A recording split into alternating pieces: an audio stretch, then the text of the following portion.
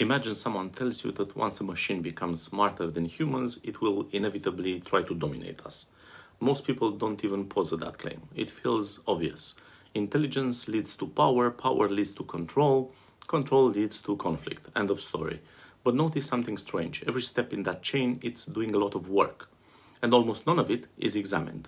We often talk as though intelligence comes packaged with ambition, self-preservation, and the desire for dominance.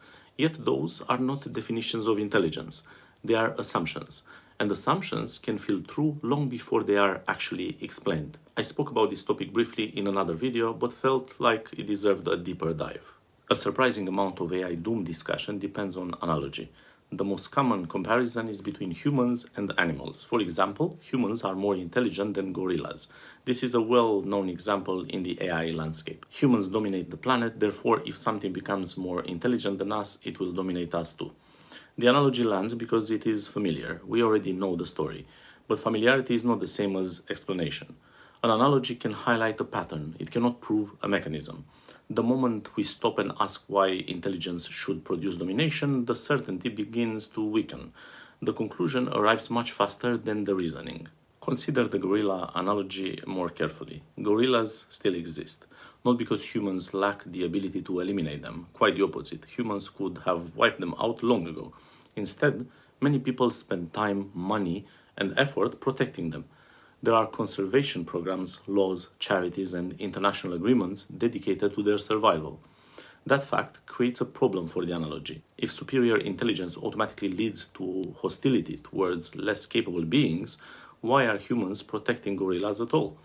The example is usually presented as evidence for domination, yet it also contains evidence for restraint. This matters because the argument quietly assumes that power and intelligence naturally combine into aggression. But human behavior is more complicated than that. Human history includes conquest and exploitation. It also includes cooperation, protection, and moral concern extending beyond immediate self-interest. Intelligence appears on both sides of that ledger. It helps people compete, but it also helps them understand consequences, build institutions, and care about things that provide no direct benefit. The analogy focuses on one outcome while largely ignoring the others. That is not proof, it is selection. The deeper issue is that many of these arguments import assumptions from human history and then treat them as universal laws. Humans evolved under conditions of scarcity. Resources were limited, competition mattered, survival mattered, reproduction mattered. Our motivations developed within that environment. But moving from that observation to the claim that any intelligent system will behave the same way, it's a leap. Intelligence emerged under those conditions. It did not create those conditions, yet discussions about AI often blur that distinction. Contingent features of our history became treated as properties of intelligence itself. Notice how often capability gets confused with motivation. A machine that can do something is assumed to want to do it. Greater intelligence becomes greater agency. Greater agency becomes a desire for power. Power becomes conflict. Every link feels intuitive because it resembles familiar stories. Yet capability and motivation are different questions. A calculator can perform arithmetic. It does not dream of accounting dominance. A navigation system can optimize routes.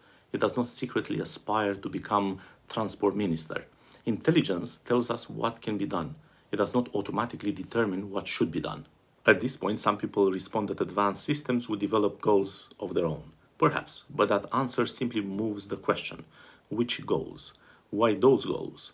What mechanism produces them? This is where many discussions become surprisingly vague.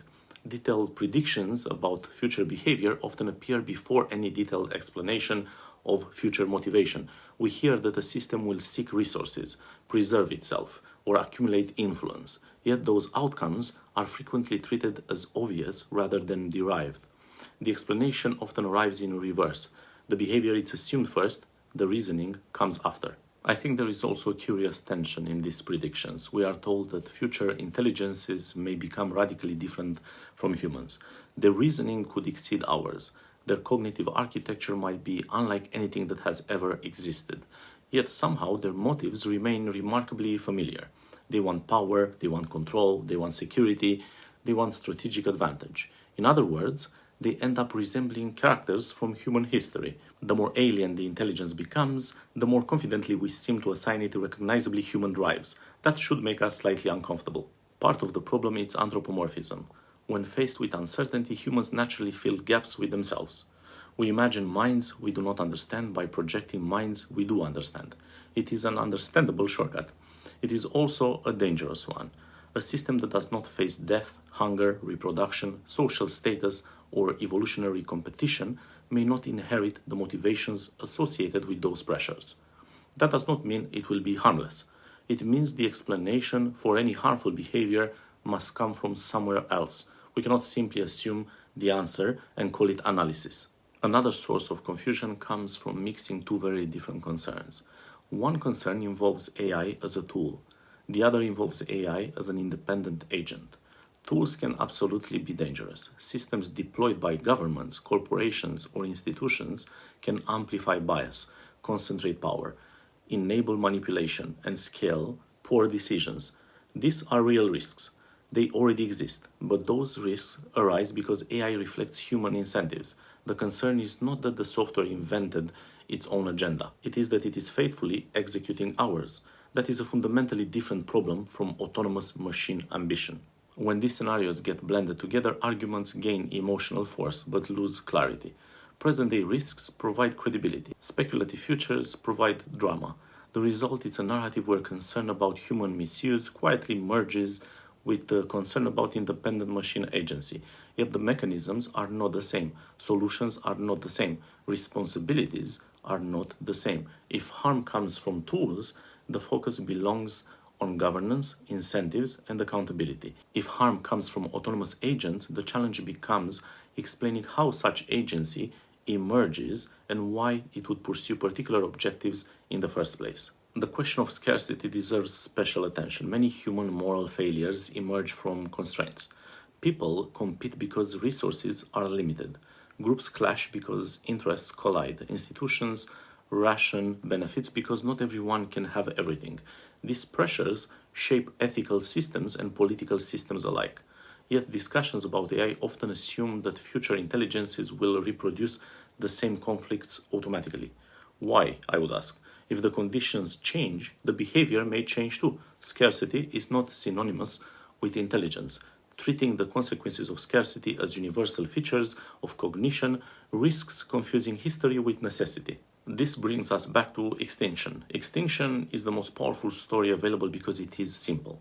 It offers a clear ending.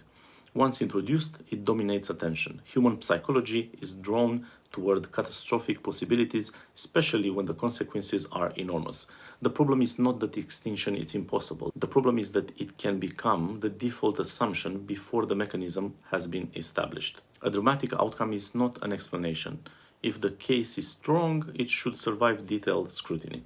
It should not depend primarily on the emotional force of the conclusion itself. What is striking is how confidence often increases precisely where uncertainty is greatest. We are told that future intelligence may be unpredictable. Then we receive highly specific predictions about what it will want. We are told that its reasoning may exceed human understanding. Then we hear confident forecasts about its strategic objectives. Genuine uncertainty should push us toward humility. It should reduce confidence, not inflate it. Saying we do not know exactly how something will happen while remaining certain about the destination, it's an uncomfortable position. Yet it appears surprisingly often in these debates. None of this means AI risks should be dismissed. Quite the opposite. It means they should be examined more carefully. The strongest concerns are often the most immediate ones. Systems shaped by human incentives can amplify human failures at enormous scale. Poor governance, weak accountability, concentrated power, and short-term thinking become more dangerous when paired with greater capability. Those are problems we already understand. The future may hold deeper challenges. But before assuming that intelligence inevitably leads to domination, it is worth asking a simpler question. Are we describing AI or are we describing ourselves? Thank you for watching.